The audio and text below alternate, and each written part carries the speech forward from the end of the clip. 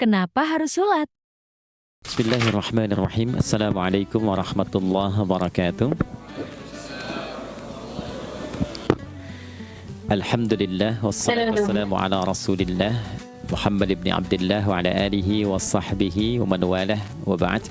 Faya ibadallah usi nafsi wa iyyakum bitaqwallah faqad fazal muttaqun fala tamutunna illa wa antum muslimun. Faqala ta'ala ya ayyuhalladzina amanu taqullaha haqqa tuqatih wa la tamutunna illa wa antum muslimun. Keluargaku sekalian yang terhimpun di dalam Pertagas, Pertamina Gas, kita mengawali dengan bermohon kepada Allah semoga siapapun yang berada di ruangan ini atau terhubung dalam kajian ini, semoga senantiasa dijaga, diberkahi, dan dilindungi dalam kebaikan oleh Allah Subhanahu wa Ta'ala. Kita doakan yang bertugas di luar kota. Tadi saya dengar info juga Pak Direktur sedang di Semarang. Semoga giatnya dimudahkan oleh Allah dan semoga diberikan keberkahan. Ada satu bagian yang penting amanat Nabi di hadis Muslim pada satu sifat kepemimpinan, bahwa di antara sifat pemimpin dan yang dipimpin itu harus selalu membangun kekompakan dengan nilai cinta dan doa. Ini yang sering dilupakan. Nabi pernah menyampaikan, dan penyampaian ini, hadis ini didokumentasikan oleh Imam Muslim dalam satu kalimat yang singkat, padat tapi mengikat. Khiyaru a'immatikum man tuhibbunahu wa yuhibbunakum. Pemimpin yang baik itu adalah pemimpin yang kalian mencintainya dan ia pun mencintai kalian. Nah, membangun cinta itu salah satu jembatannya dengan doa.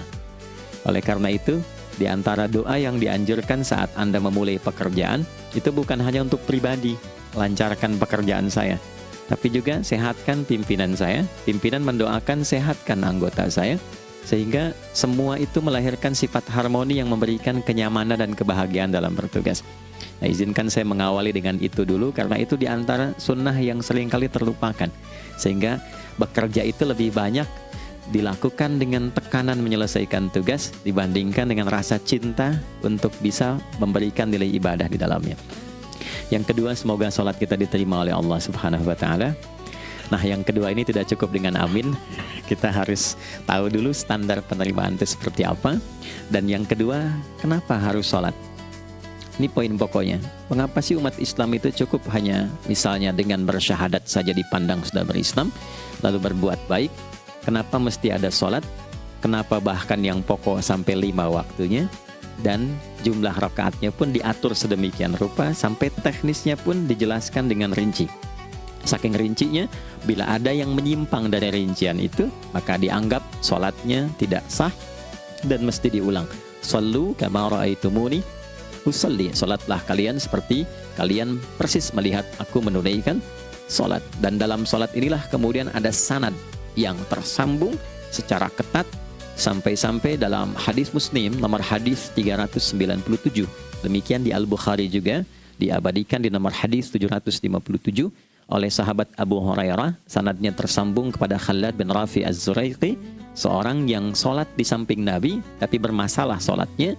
Lalu Nabi meminta beliau untuk mengulangi sholatnya sampai 3 kali peristiwa itu, hingga beliau berkata, ya Rasulullah au kama qala alimni ma uhsinu ghairah. Ya Rasulullah, tolong ajarkan kepadaku karena aku tak punya pengetahuan lebih dibandingkan dari apa yang telah aku kerjakan. Nah, dari dasar ini melahirkan satu pertanyaan kritis, ya, dan juga perlu argumentasi yang kuat secara syariah mengapa kita menunaikan ibadah sholat. Baik teman-teman sekalian, karena waktu kita sangat padat, ya, kita manfaatkan sebaik-baiknya. Saya mohon izin, kajian kita akan lebih fokus kepada inti materi sehingga manfaatnya lebih banyak kita dapatkan. Sholat satu-satunya amalan di dalam Islam yang mencakup 4 bagian pokok dalam beragama. Jadi ketika seseorang menetapkan dirinya beragama dan ciri satu nilai agama itu bernilai benar, ya, dalam nanti kalau kita mau komparasikan atau kita riset, itu ciri pokoknya ada 4. Satu, ada aspek namanya aspek keyakinan, ya, tauhid atau akidah. Nggak mungkin kan beragama kalau nggak yakin. Ya, karena itu pasal 29 ayat kedua itu mengandung nilai keyakinan. negara menjamin kemerdekaan tiap-tiap penduduk untuk memeluk agamanya masing-masing dan beribadah menurut agama dan kepercayaannya itu. Ya, jadi nggak mungkin kita bisa menghasilkan nilai kepercayaan dan ibadah kalau tidak ada unsur keyakinan. Atau bahasa kitanya disebut dengan iman. Ya, iman itu nanti juga dipaku dalam setiap nilai kebangsaan di konteks Negara Kesatuan Republik Indonesia. Ini yang paling membahagiakan. Jadi mau jadi pegawai apapun itu syarat, ya, salah satu syarat yang melekatnya beriman dan bertakwa kepada Tuhan Yang Maha Esa, gitu kan? Ya, kemarin saya di BPK itu ada 11 bab Romawi, 40 pasal. Ya, di bab yang keempat pasal 13 tentang pemberhentian dan pengangkatan itu ada 11 poin A sampai K. Di poin B yang keduanya syarat menjadi bagian dari anggota BPK itu beriman dan bertakwa kepada Tuhan Yang Maha Esa. Baik, di Undang-Undang Pendidikan Sisdiknas nomor 20 tahun 2003 itu kalau kita baca dari poin menimbang ada 4, di poin B-nya saja sudah ada iman. Ya, Undang-Undang Dasar 1945 mengamanatkan pemerintah mengusahakan satu sistem pendidikan ya nasional yang meningkatkan keimanan dan ketakwaan pada Tuhan Yang Maha Esa serta akhlak mulia, baru mencerdaskan kehidupan bangsa. Ya, secara singkat, 1, agama dianggap benar kalau ada doktrin keimanan, ada akidah, ada tauhidnya. Yang kedua, ada ibadahnya. Ya, sebagai pembuktian kita beriman, buktinya apa? Ya kan? Saya beriman kepada Tuhan, kita tetapkan, misalnya Allah. Apa pembuktian keberimanan kita kepada Allah?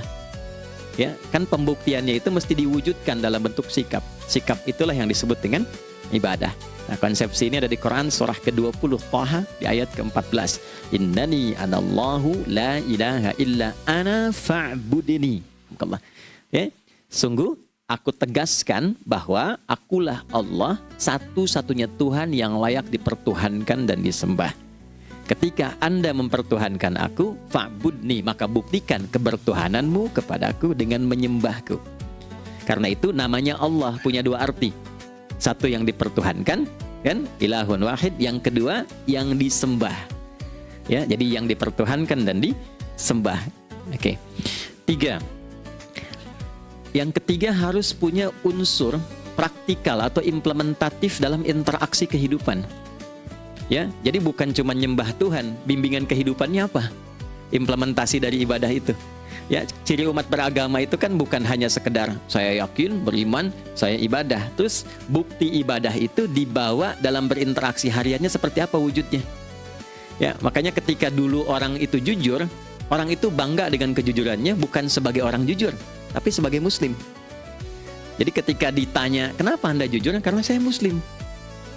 Ketika ada seorang penggembala di Sahara yang sangat gersang, diuji oleh Umar bin Khattab, ingin diambil kambingnya, kan kisahnya viral kan? Baik ya? Oh, tapi ini bukan punya saya. Bilang aja pada tuan Anda, kalau kambingnya hilang satu dimakan serigala. Lantas di mana Allah? Jawaban itu yang menggetarkan kepada jiwa. Jadi kebenaran yang diungkap dengan sikap kejujuran itu implementasi nilai beragama.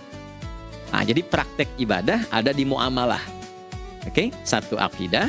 Akidah dibuktikan lewat ibadah, ibadah diimplementasikan dalam muamalah. Itulah sebabnya nanti seluruh bagian tubuh kita ketika digunakan untuk bersifat dan bersikap, itu ada tuntunan iman di dalamnya. Oke? Misal, saya tanya begini ya. Ini mukaddimah ya, kita belum mulai ini. Saya tanya gini, apa fungsi mata? Tuh kan, sudah keliru kan? Nah, kalau hanya melihat, hewan juga melihat. Ya, coba kambing melihat, ya kan? Elang melihat. Lalu apa bedanya fungsi mata kita dengan mata hewan? Ternyata ketika kita meriset ayat-ayat Al-Quran terkait dengan fungsi tubuh kita, itu rata-rata dibuka dengan iman dulu. Quran surah 24, surah Cahaya, ayat 30 untuk laki-laki, 31 untuk perempuan. Qul lil mu'minin. Ya Muhammad, katakan, viralkan pada pria-pria yang menyatakan dirinya telah beriman. Yaghuddu min absarihim, gunakan pandangannya itu yang dibimbing oleh imannya untuk melihat yang baik saja menurut standar imannya. Jadi kalau menurut imannya tak baik, gak boleh dilihat. Karena itu ketika Anda sudah mengatakan asyhadu an la ilaha illallah, asyhadu anna Muhammad Rasulullah, kalimat itu dari lisan turun ke hati, itu jadi cahaya ke bagian tubuh kita. Makanya ketika Anda melihat, itu ada cara pandang tertentu yang dibimbing iman. Standarnya beda dengan tanpa iman. Kalau nggak ada iman, semua mungkin terlihat. Tapi ketika ada iman, hati kecil Anda akan bicara, ini nggak baik. Palingkan. Nah, memalingkan dari yang tak baik menurut iman, itu namanya ghaddul basar. Oke? Perempuan juga begitu, setara. Wa kullil mu'minati yaghdudna min absarihinna. Dan katakan pada setiap perempuan yang menyatakan dia beriman, maka gunakan pandangan itu dengan bimbingan imannya. Ketika tak baik menurut imannya, palingkan. Ya, Anda lihat kajian di YouTube, terus ada iklan kan? Terus menurut standar iman nggak bagus, itu otomatis akan nggak suka itu. Ya, pasti dipalingkan. Ya, Anda kalau naik pesawat tuh ya, tugas keluar tuh, pertagas tugas keluar. Kalau pramugari lagi demo tuh yang dilihat pramugarinya apa demonya tuh. Nah, iman itu akan bekerja di situ tuh. Ya, palingkan tuh. Nah, sama dari mata turun ke, jangan langsung ke hati aja, ke lisan dulu kan, ya, ke mulut kan. Itu mulut tuh ketika digunakan fungsinya, imannya disebut dulu. Ya, Quran surah 49 ayat 11 misalnya, ya. Ya ayyuhalladzina amanu, imannya dulu. La yaskhar qaumin qaum. Ayat 12-nya la yaghtab ba'dukum ba'dha. Hai orang-orang yang telah menyatakan beriman. Kalau pakai alladzina disebutkan 1080 kali dalam Al-Qur'an, itu kalimatnya diksinya singkat, padat, mencakup semua tanpa sekat. Oke, jadi kalau laki-laki, perempuan, tua, muda, besar, kecil, beda strata duniawi, itu semua tercakup di dalamnya. Hai semua yang telah menyatakan beriman, gunakan imanmu untuk membimbing lisanmu bertutur. Kalau masih merasa punya iman, jangan gunakan lisan untuk mencela, merendahkan orang, untuk bergibah, membuat hoax. Didetilkan oleh Nabi, kalimatnya jelas. Man kana yu'minu billahi wal yaumil akhir falyakul khaira aw liyasmut. Siapapun. Nah, dari alladzina ketika dirinci pakai man.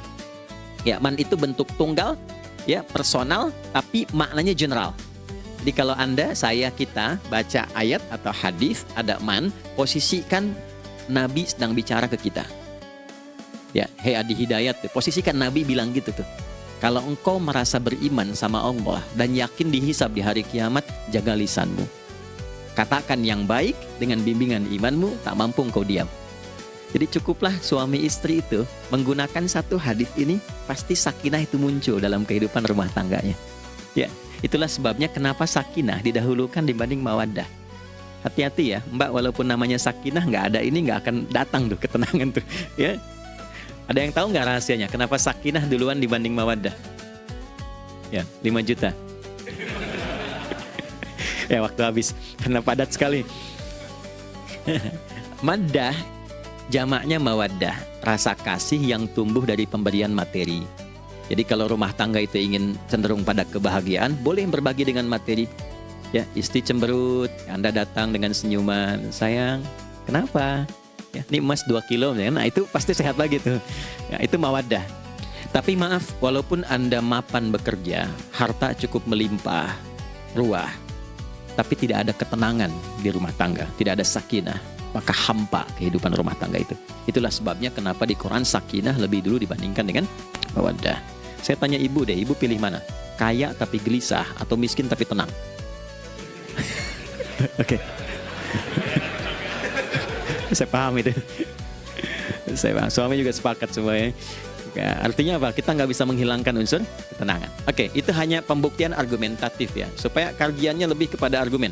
Jadi ada akidah terkorelasi dengan ibadah, implementasinya di aspek muamalah. Nah, nanti cara bermuamalahnya diatur lewat akhlak namanya. Bagaimana bermuamalah yang baik? Kan Anda, maaf ya, berekspresi kepada pimpinan dengan kawan kan berbeda. Oke, kepada orang tua dengan anak kan lain. Nah, yang mengatur interaksi kita sehingga terjalin harmoni yang baik, itulah yang disebut dengan akhlak. Nah, 4 poin inilah yang menjadi inti dakwah Nabi SAW ketika diutus oleh Allah Subhanahu wa Ta'ala. Memastikan 4 ini bisa optimal kita lakukan dalam kehidupan. Bonusnya yang kelima, selalu meningkatkan inovasi sehingga selalu mendapatkan hal baru dalam kehidupan. 5 ini digabungkan di Quran surah kedua Al-Baqarah di ayat 151. Kama arsalna fikum rasulam minkum yatslu alaikum ayatina. 1. Oke, wa yuzakkikum. 2. Akhlak. wa yu'allimukumul kitaba, 3, wal hikmah, 4, 5, wa yu'allimukum ma lam takunu ta'lamun. Kelima-limanya ini digambarkanlah dalam bentuk ibadah yang melatih kita sebagai pondasi awal menuju dan memantapkan 5 hal ini, yaitu sholat. Itulah sebabnya kenapa sholat yang pokok dilakukan 5 waktu dalam sehari untuk mewujudkan 5 hal ini dalam kehidupan, dan satu-satunya ibadah yang mengumpulkan 5 aspek ini dalam prakteknya hanya sholat. Hanya sholat. Oke, mari kita detilkan, kita rinci, dan di sini kita akan mulai kajian kita. Yang tadi mukadimah ya. Baik, kita punya 30 menit. Wah, padat sekali. Bismillahirrahmanirrahim. 1. Sholat adalah perwujudan iman seorang hamba. Karena itulah kalimat sholat pertama kali disebutkan dalam Al-Quran, itu letaknya setelah kalimat iman. Al-Baqarah ayat 3, alladzina yu'minuna bil ghaibi wa yuqimunas sholat. Orang-orang yang telah menyatakan beriman dan konsisten menjaga imannya. Beda alladzina amanu dengan yu'minun. Amanu telah beriman, tapi kalau dia komitmen dan konsisten terus menjaga imannya sampai saat dia berpulang pada Tuhannya, maka berubah nanti bentuknya kalau di bahasa Arab jadi mudhari'. Kalau di bahasa Inggris kan tuh punya 3 arti, present, continuous, and future. Jadi kalaupun sekarang terus berlangsung sampai masa depan pun saya tetap akan beriman. Nah, pembuktian untuk menjaga iman itu pembuktian utamanya pada sholat. Itulah sebabnya satu-satunya amal ibadah dari rukun Islam yang 5 itu, ya, satu-satunya amal ibadah yang disebut iman dalam Al-Quran hanya sholat. Teman-teman boleh buka Quran surah kedua Al-Baqarah di ayat 143. Ya, di pertengahan ke ujung ayatnya. Saya percepat. Wa ma kana Allahu liyudhi'a imanakum. Dan Allah nggak akan pernah menyia-nyiakan sholat seseorang yang dikerjakan karena imannya.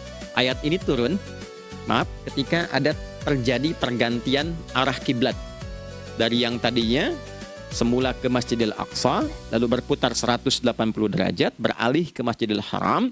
Nabi sedang berada di luar Madinah. Madinah tempo dulu wilayahnya nggak seluas cakupan sekarang. Kalau diilustrasikan area sekitaran Masjid Nabawi sekarang itulah Madinah lah. Di luar itu sudah di luarnya. Nah, Nabi sedang sholat, riwayatnya banyak menyebutkan, ada yang mengatakan zuhur, ada asar, ada maghrib. Di pertengahan itu turunlah Al-Baqarah ayat 144. Qad nara taqalluba wajhika fis sama' falanuwalliyannaka qiblatan tardaha fawalli wajhaka syatral masjidil haram. Maka berputarlah dengan turunnya ayat ini 180 derajat menghadap ke arah Masjid Al-Haram. Problemnya adalah ketika Nabi dan pengiring beliau kembali ke Madinah, area Masjid Nabawi, kan nggak semua masyarakat ikut. Maka virallah informasi itu bahwa kiblat telah beralih ke kiblat awal, yaitu Ka'bah Al-Musyarrafah. Maka penduduk panik pada saat itu. Status sholat kami yang tadi dikerjakan bagaimana? Karena sudah nggak bisa diulang, sudah pindah waktu. Maka turunlah kemudian firman Allah yang Al-Baqarah 143 itu, wa ma kana Allahu liyudhi'a imanakum.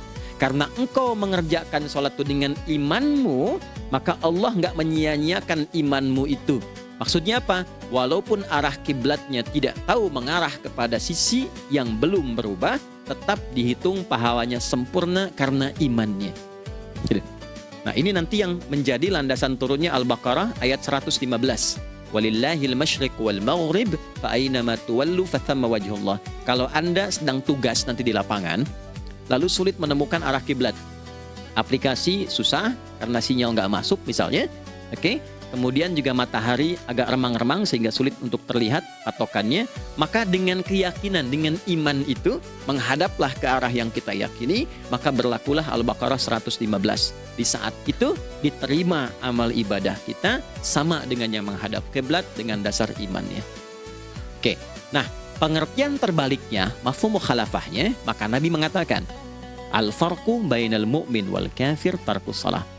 Beda antara orang yang beriman dengan yang belum beriman adalah pada sholatnya.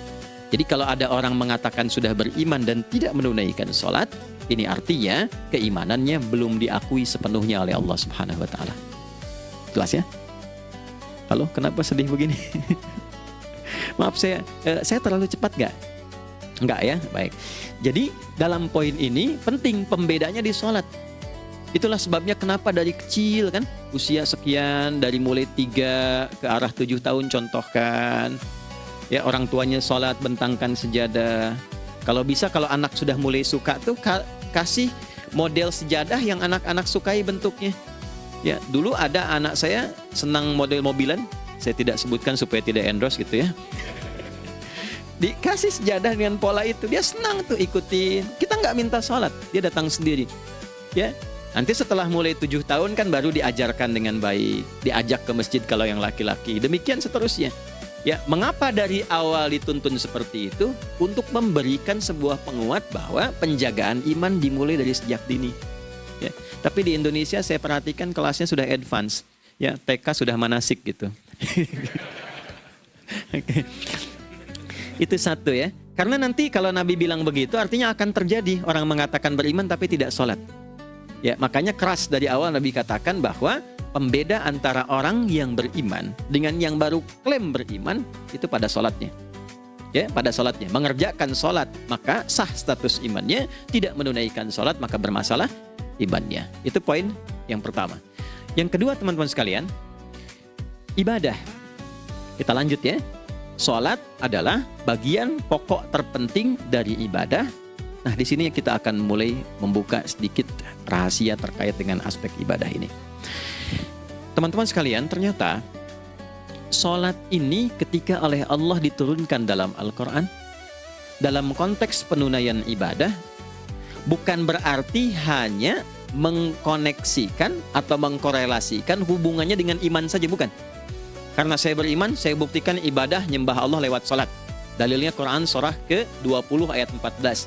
Innani anallah la ilaha illa ana. Aku tegaskan akulah Allah, nggak ada Tuhan yang layak dipertuhankan dan disembah kecuali saya. Fa'budni, kalau Anda telah menyatakan beriman padaku, buktikan keberimananmu dengan menyembah saya dalam ibadah. Bentuknya bagaimana ya Allah? Teruskan ayatnya. Wa aqimis sholata. Tunaikan sholat sebagai bukti ibadah itu lidzikri, sebagai zikir kepadaku. Jadi korelasi antara ibadah dengan iman sudah kita sebutkan dalilnya. Sekarang ibadahnya tersendiri ketika ditunaikan, apa manfaat dari ibadah itu? Mengapa mesti ada 5 waktu? Dan apa turunan manfaatnya dalam kehidupan kita? Kalau kita mengerjakan itu, dampaknya kepada kehidupan kita apa? Nah, inilah indahnya di dalam Islam, dijelaskan dalilnya, diberikan contohnya, diberikan alasannya, dan yang paling indah, diberikan penjelasan dengan detail tentang manfaat-manfaatnya. Ini tidak ditemukan di dalam konsep keyakinan manapun. Kalau teman-teman boleh mau riset silahkan. Ada nggak satu keyakinan agama tertentu yang dari ibadahnya tuh diatur? Cara memulainya, bacaannya, detailnya, manfaatnya, waktunya, sampai dengan hasilnya, sampai kiamatnya. Ini menunjukkan bukan karya manusia. Bukan karya manusia. Kalau karya manusia setiap orang bisa buat itu. Ya, ketika ini menunjukkan bukan karya manusia, maka pertanyaannya dengan cara apa lagi Allah memberikan pembuktian pada kita bahwa Ia Tuhan yang hak yang harus kita sembah. Nah, kalau sudah paham, mari kita rincikan turunan tentang sholat ini. Kita mulai satu-satu teman-teman sekalian dari waktu sholat. Alhamdulillah. Seperti kita ketahui waktu sholat ada 5. Tapi yang sering kita dapati dari yang 5 ini tidak semua orang mengetahui tentang makna dari nama dan pembagian di waktu ini. Yuk kita mulai rincikan. Sholat yang pertama namanya apa?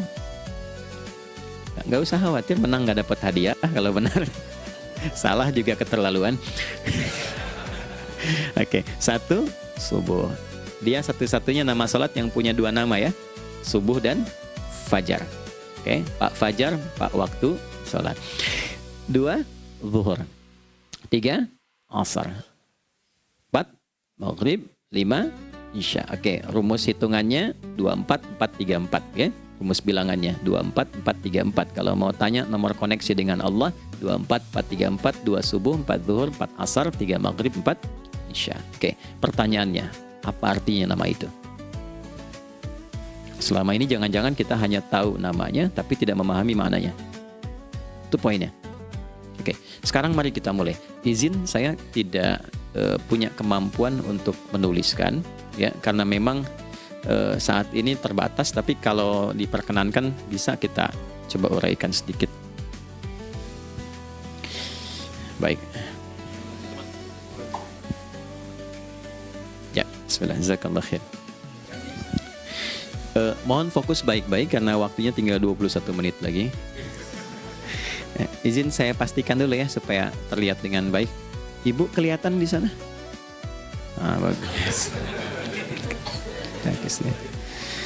Saya kira tuh hanya di Sumbawa Barat. Ternyata di Pertagas pun perempuan-perempuannya imannya luar biasa. Maksudnya belum saya tulis sudah kelihatan. Imannya luar biasa. Oke, kita mulai dari yang pertama ya, 5 waktu sholat. Kita mulai dari 1 dulu. Subuh, teman-teman saya turunkan dulu ya. Izinkan saya tulis pakai bahasa Arab dulu supaya gampang.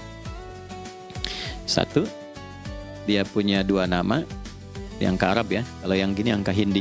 Anda yang di admin di komputer pasti tahu. Ada Fajr. Kata subuh ditemukan di Al-Quran surah ke-81 At-Takwir ayat 18. Kalau keliru tolong diingatkan. Was-subhi idza tanaffas. Quran surah 81 ayat 18. Ya. Nggak usah di ilmu utak-atik ya. Oh ini kenapa 81 kalau dibalik 18? Itu cocok logi. Abaikan aja itu. Ya. Fajar agak banyak di Quran terkait dengan nama sholatnya ada di Quran surah ke-17 di ayat 78. Aqimis salata liduluki syamsi ila ghasaqil laili wa qur'anal fajr. Inna qur'anal fajri kana mashhuda. Yuk kita mulai ke maknanya dulu. Ingat rumusnya ya. Rumusnya ini selalu begini rumusnya. Aqidah selalu punya korelasi dengan ibadah. Ibadah selalu punya korelasi dengan muamalah, interaksi harian kita. Muamalah hiasannya adalah akhlak. Barulah kemudian di sini muncul inovasi dalam kehidupan, hal yang baru. Hidup ya, yang mengacu pada 2 kebahagiaan yaitu dunia dan akhirat. Ya, konsepsi ini nanti ditemukan di Quran surah ke-2 Al-Baqarah ayat 201 dan menjadi doa paling favorit umat Islam Indonesia saat ini. Rabbana atina fid dunya fil akhirati. Oke, ya cukup. Subuh. Ini rumus dasarnya. Dari akidah, kita beriman, pembuktian imannya lewat ibadah sholat. Apa hubungan sholat dengan aktivitas harian kita? Subuh asalnya terkorelasi dengan kata asbah. Oke? Asbah itu asalnya sesuatu yang sudah siap dengan rencana yang matang.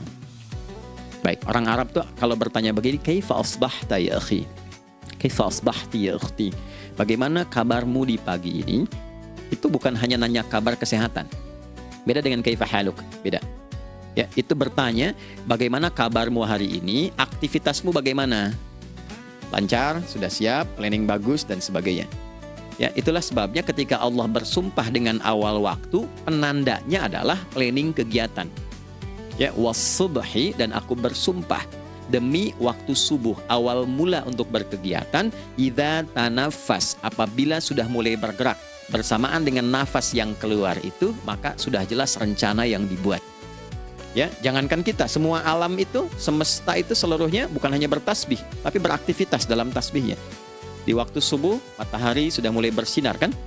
Ya, dan sinarnya mengambil manfaat loh, mengandung nilai manfaat, memecah keheningan malam dan menghilangkan kegelapannya. Gelap mulai hilang, datang kemudian sinar yang memberikan kita bimbingan untuk beraktivitas. Tumbuhan dimulai waktu itu sudah mengeluarkan oksigen, menyerap karbon dioksida. Saya waktu di Utrecht, di Delft di Belanda, ya, saya coba ingin membuktikan. Kan adzan nggak terdengar keluar ya. Jadi sebelum waktu subuh itu saya keluar, kebetulan flatnya waktu itu dekat area hutan yang agak rimbun, enak gitu, udaranya bagus. Itu sebelum subuh terasa karbon dioksida. Walaupun cuma beda hampir 1 menit. Tapi begitu masuk waktu subuh, keluar kesegaran yang luar biasa. Oksigen yang keluar. Ya, ini kan nggak mungkin kalau kuasa Allah tuh nggak mungkin terjadi seperti ini kalau bukan kuasa Allah Subhanahu Wa Taala. Tapi poinnya adalah yang bicara begini Quran. Nah sekarang yang ingin saya katakan adalah alam semesta dalam konteks seperti matahari, kemudian tumbuhan, binatang, ayam bahkan mulai berkokok, punya planning yang teratur. Masa kita makhluk yang dihisap tuh nggak teratur? Nggak punya perencanaan? Maka subuh itu mengajarkan kepada kita, jangan sampai ada orang Islam yang punya keimanan, lalu menunaikan sholat, diajarkanlah oleh Allah, setiap masuk subuh itu harus punya agenda yang jelas. Planning yang terukur. Jangan terjadi mengaku muslim, beriman, tapi nggak jelas perencanaan hidupnya. Jam 7 mau di mana? Jam 8 kerjakan apa? Anda dari sini ketemu 7 ke 4, atau setengah 8 ke setengah 5, 8 jam kerja. Oke? Berangkat jam berapa? Petakan di jalan macetnya di sebelah mana? Ukur sampai kantor tiba jam berapa? Apa yang mau dikerjakan di kantor? Itulah Islam, itulah subuh. Sehingga tidak ada satupun orang Islam di era Nabi mengajarkan beraktivitas kecuali terukur dan teratur. Bahkan Nabi memulai itu evaluasinya di malam hari. Sehingga turun di antara surah Al-Insyirah itu ada ayat yang tegas mengatakan di ujungnya, فَإِذَا فَرَغْتَ فَانْصَبْ. Evaluasi yang telah berlalu di malam hari, evaluasinya menyeluruh sampai ke zikirnya. Dicatat nih, ya aku hari ini secara spiritual itu, mohon maaf, sholat jamaahnya berapa waktu tuh? Dari 5. Oke? Misalnya dari 5 itu cuma 4, berarti koreksi ada yang kurang. 1, ya.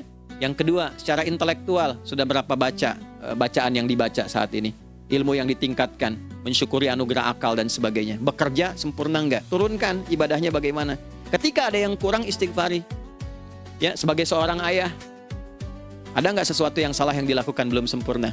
Sebagai seorang ibu, anak dan sebagainya, istighfar. Itulah sebabnya sebelum tidur Nabi ajarkan istighfar, yang kita tahu 70 kali kan, 100 kali. Yang saya tanya, 1 ke 70 itu istighfar apa saja? Apakah hanya bilangan di lisan? Atau dari lisan diingatkan oleh pikiran, ditembuskan ke hati? Istighfar sebagai seorang ayah yang kurang maksimal melihat anak dengan baik. Anda boleh punya jabatan di kantor, boleh direktur, boleh manajer, boleh macam-macam, tapi ketika Anda pulang, Anda seorang ayah. Saya di Timur Tengah disebut syekh, di sini dipanggil kiai, dipanggil ustadz. Pulang ke rumah, anak saya nggak kenal itu semua. Anak saya nggak peduli itu semua. Belum pernah seumur-umur saya mengajar, lalu saya pulang, anak saya menunggu depan pintu dan memanggil kiai. Tidak ada. Dia ingin ayahnya, Oke. Kenapa nggak kita hadirkan istighfar pertama kita itu karena kita kurang perhatian? Kurang perhatian kepada anak misalnya. Saya kalau pulang tengah malam dan semua tertidur, saya lihat satu-satu. Perbaiki cara tidurnya, doa, lihat satu-satu, minta ampun sama Allah. Dan ya kadang sebelum mengalirkan air mata kita nggak bisa tidur karena nggak tahu nanti ketemu lagi nggak di akhirat. Itu poin yang paling penting. Nah, jadi istighfar pertama itu untuk diri kita, ketaatan pada Allah, untuk diri kita sebagai anak pada orang tua, sebagai suami punya tanggung jawab istri atau sebaliknya, demikian seterusnya. Nah itu kalau sudah kita bisa lakukan, dievaluasi, direncanakan besoknya. Fa'idha faraghta fansab, direncanakan lagi yang berikutnya, besok mau ngapain, tulis malam. Kalau kita biasakan begitu, tidurnya enak. Karena nggak ada beban, damai hidupnya. Dengan teman damai kalau ada perselisihan sebelum tidur. Ya, jadi nggak ada orang mengigau itu masalah-masalah kehidupan dunia yang belum tuntas. Ini dunia saat terjaga bermasalah, saat tidur pun masih bermasalah. Gara-gara kamu nih, kapan istirahatnya?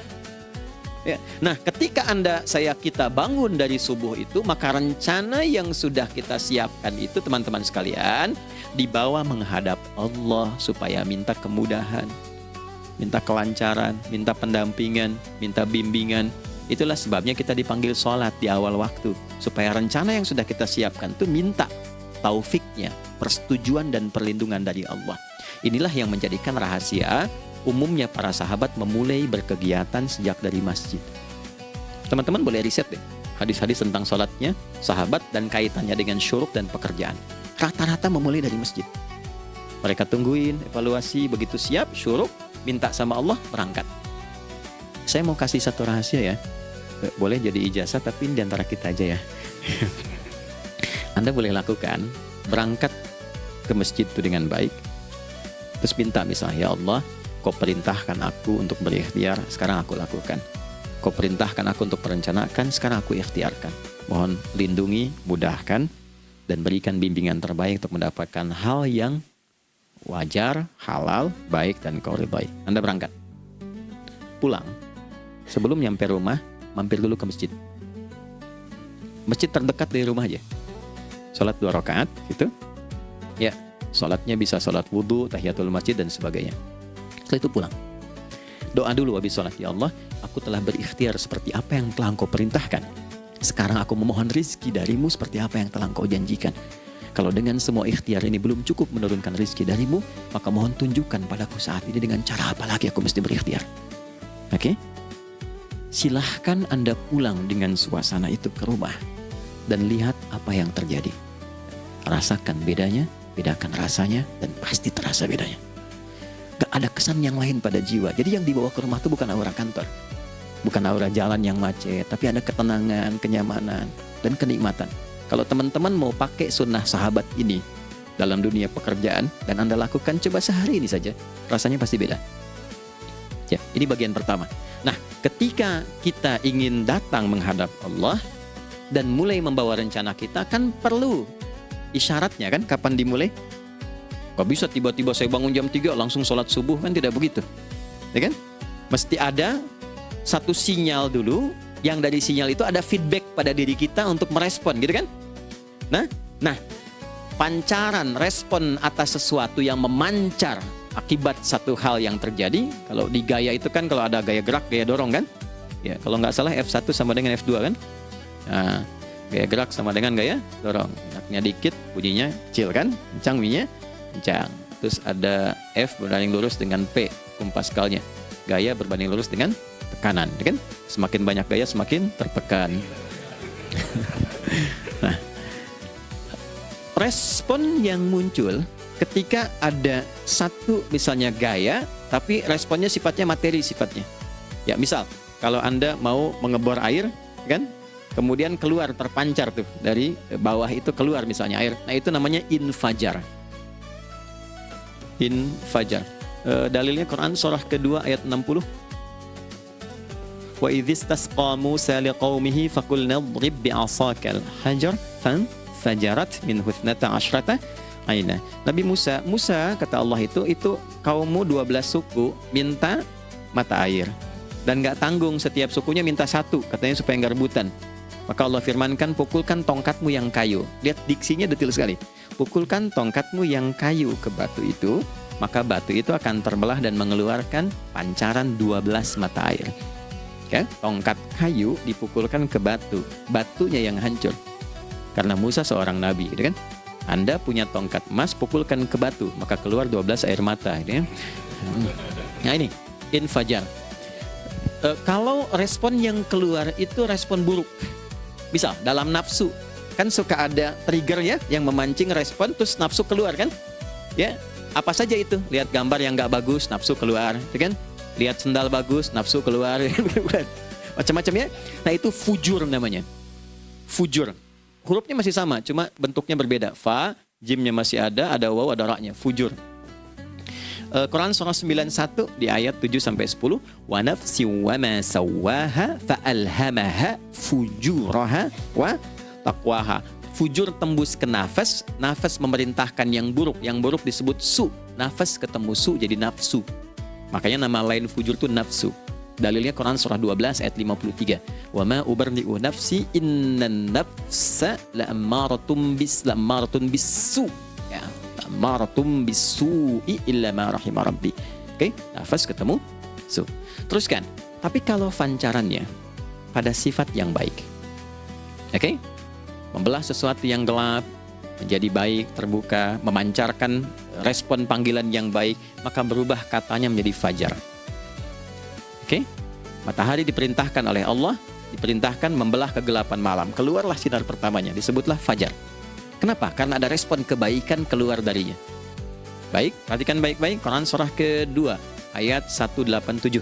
Wa kulu washrabu hatta yatabayyana lakumul khaytul abyadu minal khaytil aswadi minal fajar. Itu untuk matahari. Kita lagi tidur enak-enak, sudah nyiapin rencana malam-malam, tiba-tiba ada panggilan, Allahu Akbar, Allahu Akbar. Itulah tandanya hati kita mengkonfirmasi iman kita dalam diri kita. Cepat, sudah adzan. Pernah begitu? Nah, konfirmasi itulah dalam bahasa lain yang disebut dengan fajar namanya. Datang. Jadi waktunya matahari membelah disebut dengan fajar, konfirmasinya pun disebut dengan apa? fajar. Ya, jadi bersamaan waktunya dengan dua hal itu, datanglah panggilan. Itu yang dimaksud Quran, hubungan iman dengan konfirmasinya sampai ke sholatnya ada di Quran surah 8 ayat 2. Innamal mu'minuna, iman, alladzina idza dzukirallahu adzan wajilat qulubuhum, iman. Jadi begitu ciri iman itu ada dalam jiwa, dipanggil lewat adzan, kan?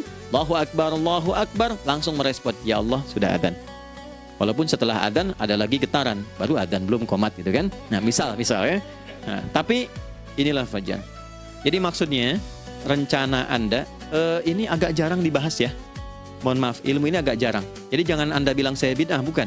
Ya, bukunya ada, referensinya ada. Cuman karena jarang dikaji, jangan sampai kekurangan pengetahuan menghukumi yang tahu jadi salah gitu. Ini poinnya. Jadi saya kalau bahas satu masalah itu bukunya saya kumpulkan. Tafsir awal sampai akhir yang ada apa, buku-buku tentang sholat apa, baru kita keluarkan. Jadi bagian topik-topik tertentu yang dibahas. Problemnya ketika membahas tentang ibadah cuma dua. Satu tentang bacaan, doanya apa. Yang kedua tentang gerakan, bagaimana mengerjakannya. Yang ketiga jarang dibahas, hikmahnya apa. Padahal rumus dalam ibadah itu dalam fikih tiga-tiga mesti dipakai. Jadi Quran surah kedua ayat berapa? Ayat 129. Rabbana wab'ats fihim rasulan minhum yatlu 'alaihim ayatika, ini wa yu'allimuhumul kitaba, ini wal hikmah, ini. Barulah kita mendapatkan sesuatu yang baru. Ya. Ini wa yuzakkikum, dan di 151 Al-Baqarah wa yu'allimukum ma lam takunu ta'lamun. Jadi ini bukan ilmu yang baru, bukan, belum tahu saja. Jadi selama ini yang kita kerjakan jangan sampai terbatas pada ritualnya saja untuk mencukupkan ini. Hubungan ritual dengan ini apa gitu. Ya, jadi subuh ini mengkonfirmasi bahwa ada satu keteraturan dalam kegiatan kita. Ya, alhamdulillah. 2, siang. Oke, setelah subuh, fajar, salat apa? Zuhur. Oke, saya tanya pada Anda, zuhur itu artinya apa? Sudah, cukup katakan Allahu a'lam. Waktunya terbatas ya. Nah, sahabat ditanya nggak tahu Allahu a'lam. Anda sahabat bukan, tabi'in bukan. Zuhur. Waktu tinggal 4 menit lagi. Oke, teman-teman, kalau kita jeli, ini kan sholat dikerjakan di siang hari kan. Siang itu bahasa Arabnya nahar. Naharun itu siang. Tapi kenapa sholatnya zuhur? Kok nggak sholat nahar gitu? Ya, lohor ya, dipaksain tuh. Zuhur, lohor. Ya. Terus sore, biar nyambung cepat. Sore bahasa Arabnya kan masa. Masa al-khair, selamat sore. Kenapa kok sholatnya asar? Kok sholatnya namanya asar? Oke. Maghrib, isya. Isya kan malam kan? Kenapa nggak lail? Lail itu kan malam. Kalau ada yang istimewa di malamnya, itu lailah namanya. Makanya ketika turun Al-Quran disebut Lailatul Qadar. Karena malamnya istimewa. Beda, lail dengan lailah itu beda. Lail itu waktu malam, lailah ada yang istimewa di malam itu. Ya, jamaknya lail, layali, lela, lili, lala, itu malam. Ibu lili, ibu malam-malam. Ya. Zuhur artinya jelas, terang. Ada idhar, dibaca dengan jelas, terang, gak boleh dengung. Man amana, itu kan? Ya, min husni, harus jelas. Ya, ada a, jelas.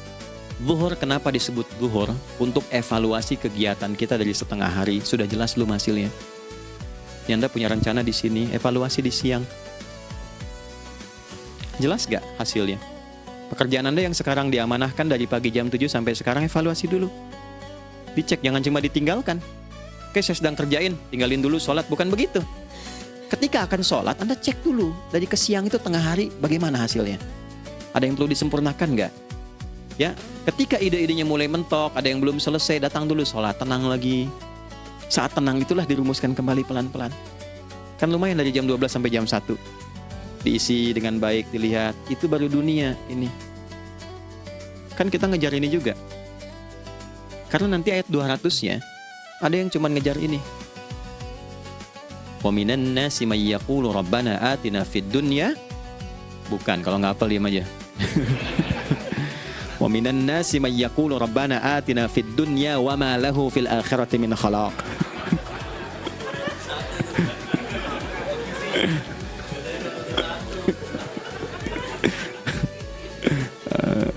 Paham kan?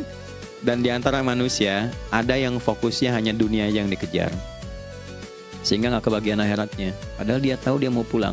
Yang lebih aneh lagi, pengen pulang surganya Firdaus dekat dengan Nabi. Tapi tiap hari ngerjakan dunia lagi, berangkat gelap, pulang gelap, terus meninggal gelap juga. Kan repot. Nah, maka mesti investasi kan. Anda kalau tugas keluar kan, apalagi keluar negeri kan hukumnya beda. Bekalnya pun tidak sama. Anda tugas ke Amerika, mata uangnya sudah beda, hukumnya sudah beda. Terus pengen pindah ke alam barzah, pengen hukumnya sama dengan dunia, mustahil. Ya, makanya dimensinya beda, keadaannya tidak sama. Baju yang dipakai kan beda, barang-barangnya nggak sama. Makanya disebut telah meninggal dunia, meninggalkan semua yang melekat pada dunia, pindah ke alam lain, persiapan menuju titik akhir yang tidak ada ujungnya lagi, nggak ada pembuka lagi. Jadi sudah ujung begini, nggak ada ruang lagi yang lain. Itu akhirat namanya. Makanya di sini cuma dua pilihannya. Kalau nggak ke surga, nah tuh, ya. Apa investasi yang ada di sini? Maka siang itu dicek dulu, pekerjaan jadi ibadah nggak? Tadi niatin ibadah nggak waktu berangkat dari rumah? Kan? Waktu ngetik, waktu ngerjain di kantor, jadi ibadah nggak? Kalau ibadah, Anda nggak mungkin berbuat kriminal. Anda nggak mungkin berbuat maksiat, nggak mungkin nipu, nggak mungkin nyogok, nggak mungkin korupsi. Kan lagi ibadah, nggak mungkin curang. Kan lagi ibadah. Anta budallaha ka'annaka tarah. Anda itu mengerjakan segala hal sebagai ibadah, merasa diawasi Allah. Fa in lam takun tarah fa innahu yarah. Kalaupun Anda merasa nggak melihatnya, Anda yakin Anda dilihat. Itulah kerja pakai iman, maka ini di bawah akidahnya. Jangan ditinggalkan. Nah, inilah yang selama ini kita butuhkan. Ya, inilah yang melahirkan nilai etik, makanya adanya dalam jiwa. Takwa itu kan dalam jiwa, melahirkan etos. Etos mendorong kepada logos, logos melahirkan patos, kepantasan dalam bekerja. Jadi Anda sekuat apapun ilmunya, kalau nggak punya etos, itu rusak. Jadi tidak cukup akal sehat. Jiwa yang sehat itu lebih penting. Banyak orang akalnya sehat. Ingat, akal itu tidak memberikan perintah. Dia hanya merumuskan satu instruksi dalam jiwa supaya mudah dilakukan dan dieksekusi oleh fisik. Jadi akal yang sehat itu seberapa pandai ilmunya, seberapa cepat mengeksekusi perbuatan. Tapi kalau yang dieksekusi itu dari perintah nafsunya, masalah. Habis saja waktunya tuh. Ya. Ini gimana ini? Tolong jawab loh. Nah, teman-teman, karena sudah habis waktu jam 1, kita baru zuhur ini. Nah, yang paling menarik itu gini, yang paling menarik, kalau ada orang belum sadar sampai zuhur tentang akibat kehidupan ini, maka muncullah asar. Apa asar itu? Kenapa mesti disebut dengan asar? Dan apa manfaat istimewanya asar kepada jiwa kita? Itu di kesempatan lain kita akan bahas.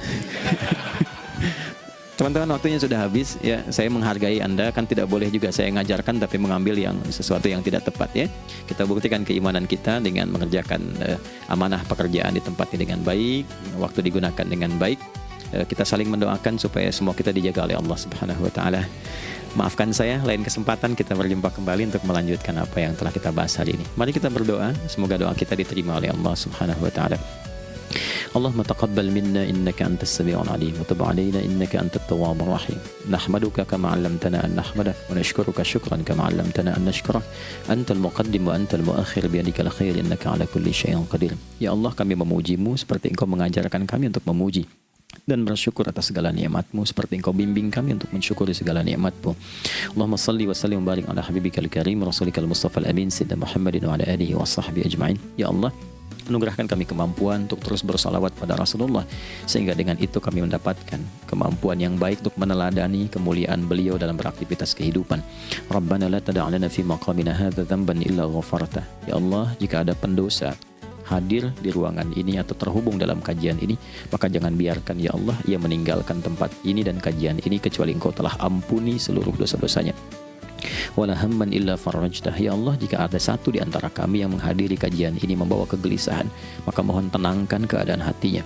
Wala asiran illa yassartah. Jika ada yang sedang diliputi oleh kesulitan, maka mudahkan, ringankan dan hilangkan seluruh kesulitannya. Wala maridan illa syafaitah. Dan bila ada di antara kami yang diuji dengan penyakit, maka mohon angkat dan sembuhkan penyakitnya. Rabbana atina fid dunya hasanah wa fil akhirati hasanah wa qina adzabannar. Wa sallallahu ala sayyidina Muhammad wa ala alihi wa sahbihi ajma'in. Wa akhiru da'wana subhanakallahumma rabbana wa bihamdika nashhadu an la ilaha illa anta nastaghfiruka wa natubu ilaik. Walhamdulillahi rabbil alamin.